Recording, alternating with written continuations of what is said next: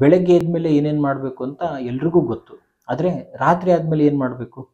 ಆಯುರ್ವೇದ ಹೇಳಿರೋ ದಿನಚರ್ಯ ಅಂದರೆ ಬ್ರಾಹ್ಮಿ ಮುಹೂರ್ತದಲ್ಲಿ ಹೇಳೋದು, ದಂತಧಾವನ, ವ್ಯಾಯಾಮ, ಅಭ್ಯಂಗ, ಸ್ನಾನ, ಇದ್ರ ಬಗ್ಗೆ ಎಲ್ಲರೂ ಮಾತಾಡಿರ್ತಾರೆ.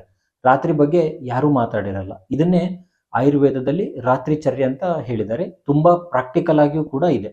ಇದರಲ್ಲಿ ರಾತ್ರಿ ಭೋಜನದ ಬಗ್ಗೆ ಹೇಳಿದರೆ, ಊಟದ ನಂತರ ಪಾಣಿ ಪ್ರಕ್ಷಾಲನ ಅಂದರೆ ಹ್ಯಾಂಡ್ ವಾಶ್ ಮಾಡೋದು, ಟೀತ್ ಕ್ಲೀನಿಂಗ್, ಮೌತ್ ವಾಶ್ ಮತ್ತು ನೇತ್ರ ಸ್ಪರ್ಶ ಅಂದರೆ ಸ್ವಲ್ಪ ಒದ್ದೆಯಾದ ಬೆರಳುಗಳಿಂದ ನಮ್ಮ ಕಣ್ಣುಗಳನ್ನು ಮುಟ್ಕೊಳ್ಬೇಕು ಅಂತ ಆಯುರ್ವೇದದಲ್ಲಿ ಹೇಳಿದ್ದಾರೆ.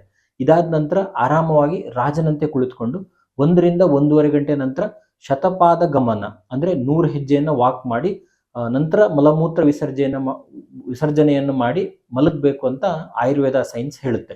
ಅದಕ್ಕೆ ಆಯುರ್ವೇದ ಅನ್ನೋದು ಕೇವಲ ಔಷಧಿ ಪದ್ಧತಿ ಅಲ್ಲ, ಇದೊಂದು ಸಂಪೂರ್ಣ ಜೀವನದ ಪದ್ಧತಿ.